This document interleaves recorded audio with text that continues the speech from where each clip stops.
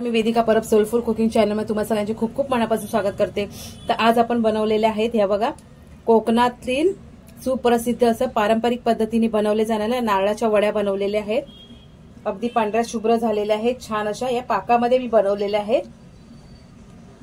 छोट्या छोट्या एकदम टिप्स सांगितलेल्या आहेत, तर रेसिपी शेवटपर्यंत नक्की बघा। चला तर रेसिपी आपण स्टार्ट करूया। एक तुम्हाला मी ना तोडून पण दाखवते। एक छोटी वाली ना घेते आणि तोडून दाखवते। यामध्ये आपण दुधाचा वापर केलेला नाहीये। ह्या 1 ते 2 महिने व्यवस्थित छान अशा मस्तपैकी टिकतात। छान झालेले आहेत मस्त अगदी। चला आपण रेसिपी याची स्टार्ट करूया। नारळवडी करायला इथे हे बघा मी 2 नारळ आहे ना हे असे फोडून घेतलेले आहेत। आता हा नारळ आहे ना तो जरा थोडासा जाड आहे बघा। आणि नारळ कसं आपल्याला घ्यायचं आहे, ओलं खोबरं असेल तो घ्यायचं नाहीये, पाणी जास्त असेल असतं ना नारळामध्ये तो घ्यायचा नाही, सुका घ्यायचा आहे, कमी पाणी असतं ना नारळामध्ये तो। ठीक आहे बघा, हा आता पूर्णपणे म्हणजे असा सुका नारळ आहे। ठीक आहे, तर तसे मी ना हे 2 नारळ घेतलेले। आता हा जाड नारळ आहे आणि हा जरा पातळ निघाला।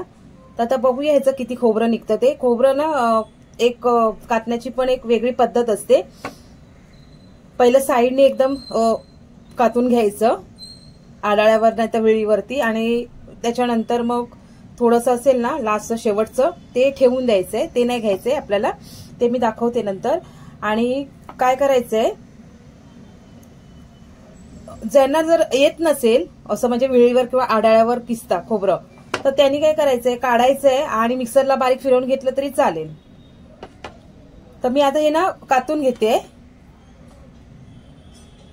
तर बघा मी ते ना खोबरं किसून घेतले। जवळजवळ मला ना 15 मिनिटं लागली। एकदम आहे ना हलक्या हाताने हे खोबरं किसून घ्यायचं असतं। जर फास्ट मध्ये एकदम किसलं ना तर ते एकदम जाडजाड पडतं म्हणून। आणि हे बघा एवढं किसायचं। हे बघा मी सगळंच ना थोडं थोडं ठेवलेलं आहे। एकदम ना असं म्हणतात हे खरडवून घ्यायचं नाहीये, म्हणजे कसं हे नारळाच्या कवटीचं जे काळं असतं ना ते पूर्णपणे नाही तर खोबऱ्यामध्ये पडतं म्हणून। तर हे बघा हे थोडं थोडं असं ना खोबरं मी ठेवलेलं आहे। हे 4 वाट्यांचं, खूप कमी पडलं खोबरं तसं। एक नारळ तर खूप एकदम पातळ होतं ना। हे बघा, तर आता पण ना किती खोबरं आहे ते मापून घेऊया। 2 नारळाचं किती पडलंय खोबरं। मी एक अशी ही घरातली वाटी घेतलीये।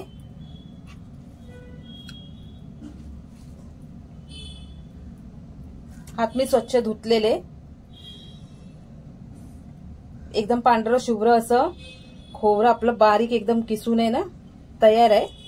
हे बघा 1 वाटी हे मी साईडला काढून घेते।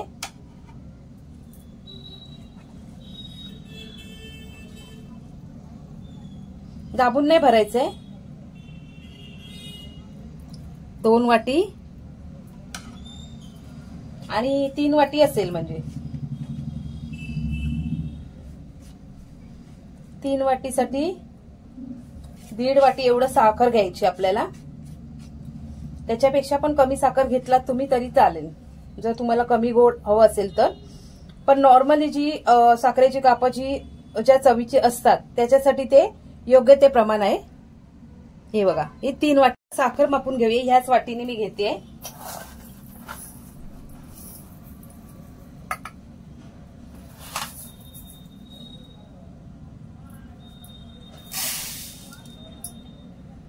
एक वाटी,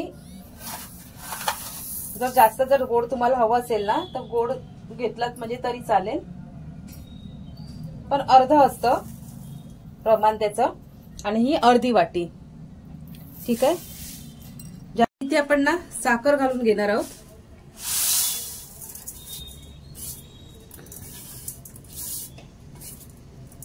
आणि पाणी घालायचं त्याच्यामध्ये।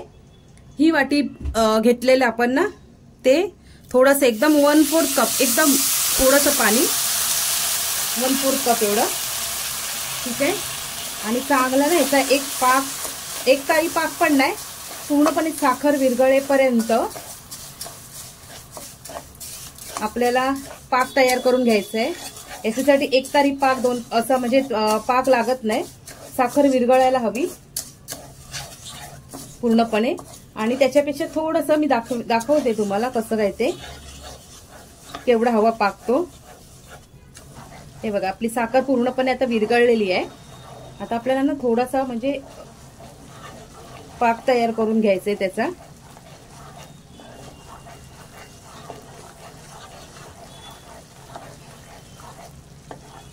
बघायचंय 1 तारीपेक्षा ना कमी म्हणजे व्हायला पाहिजे. अर्धा पाक म्हणतात ना तसं. हे बघा चिकट असा म्हणजे चिकट असा व्हायला पाहिजे.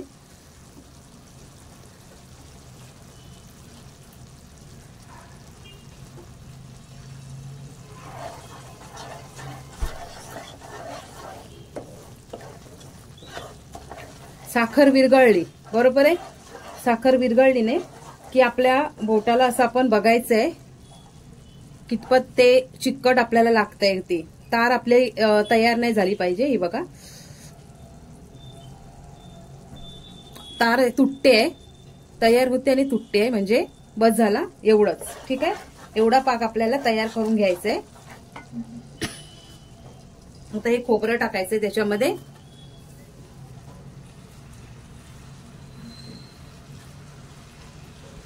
चांगलं ना मंद गॅसवरती व्यवस्थित आहे ना ते ढवळून घेत राहायचंय.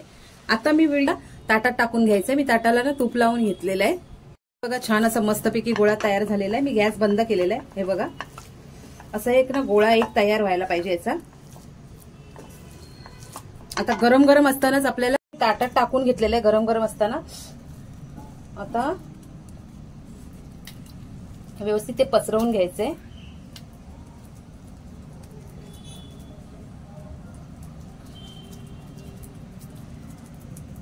हे मी पसरवून घेते. असं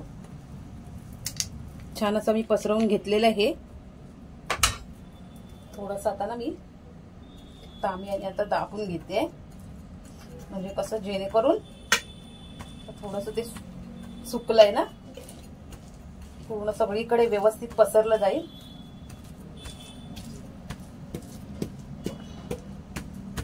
दाबायचंय.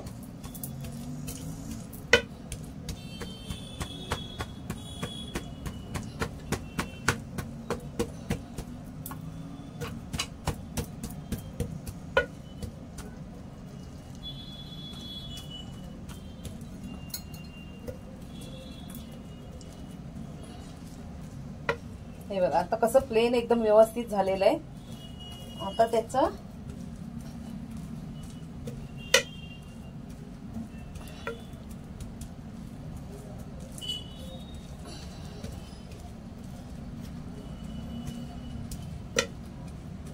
ठीक आहे, हे झालेलं आहे.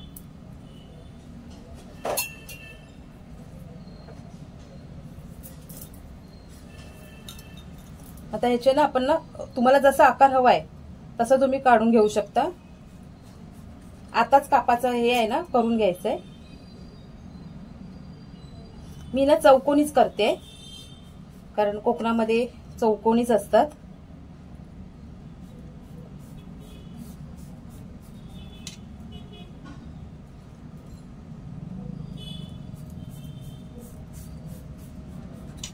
गरम असतानाच ना हे करून घेतलं ना आणि मग थंड झालंय अर्धा ते 1 तास जरा थोडं थंड करत ठेवायचंय. नंतर आपल्या वड्या अलगद निघतात त्या.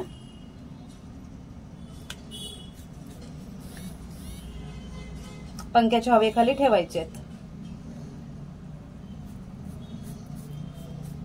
कसं एक मार्किंग करून घेतली ना आता आपल्याला व्यवस्थित त्या उचलता येणार. थंड झाल्यानंतर ते मार्किंग केलं तर ते कोसळतील. हे बघा ते आता जसं जसं थंड होत आहे ना तसं ते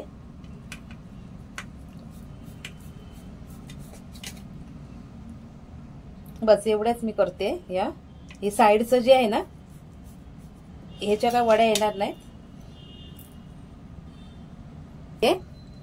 अर्धा ते 1 तास. मग त्याच्यानंतर आपण ते सुकल्यानंतर काढून घेऊया. साधारण आपल्या किती ह्या वड्या होतील 10 ते 15 एक वड्या होणार. आता अर्धा तास झालेला आहे. आता बघूया आपण या वड्या कशा निघतायत त्या. हे बघा पहिलं मी साईडचं हे काढून घेते.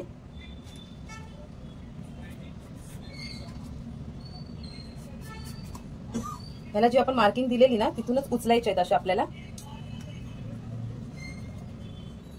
आणि आपण तूप लावून घेतलेलं खाली, तर तूप लावून घेतलं ना की कशा या अलगद अशा निघतात. मग हे बघा किती छान अशा मस्त. हे बघा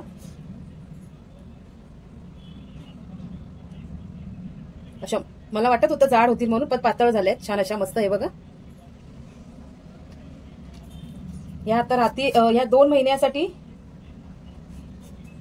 व्यवस्थित त्याच्या टिकतात. जर जास्त प्रमाणामध्ये जर केल्या आणि जर ठेवायचे असतील तर 2 महिन्यापर्यंत टिकतील. या मी ना अशा आता काढून घेते. एकदम अलगद हाताने या काढून घ्यायच्या.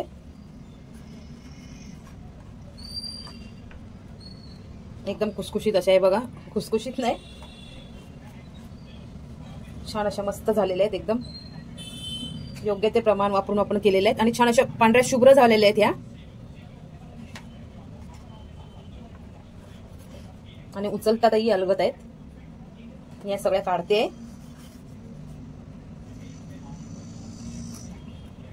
ही बघा ही जराशी अशी कोसळली, कारण ही साईडची होती ना, मार्किंग बरोबर नाही दिलेली त्याला मी. म्हणते ना गरम गरम असतानाच त्याला व्यवस्थित मार्किंग असं द्यायला पाहिजे, तरच ते व्यवस्थित. आता ह्याच्या किती होतील? 10 ते 15 होणार आहेत अख्ख्या जर काढायला गेल्या तर. शक्यतो या ज्या अख्ख्या आहेत ना त्या तरी अख्ख्या काढायचा प्रयत्न करते. म्हणजे निघतातच त्या तशा. एकदा सुकल्या का अर्धा ते 1 तास ठेवल्या ना, 1 तास जरी ठेवल्या तरी पण चालतील. या तर आमच्याकडे आता या वड्यात ना उद्यापर्यंत संपून जातील लगेच. एका दिवसामध्ये संपतात. एवढ्या छान मस्तपैकी होतात या. तर नक्की जरूर ही रेसिपी ट्राय करून बघा. आणि जर रेसिपी जर माझी आवडली असेल जर थोडी जरी, तर लाईक करा, शेअर करा आणि सबस्क्राईब करा. आता हे साईडचं आहे ना ते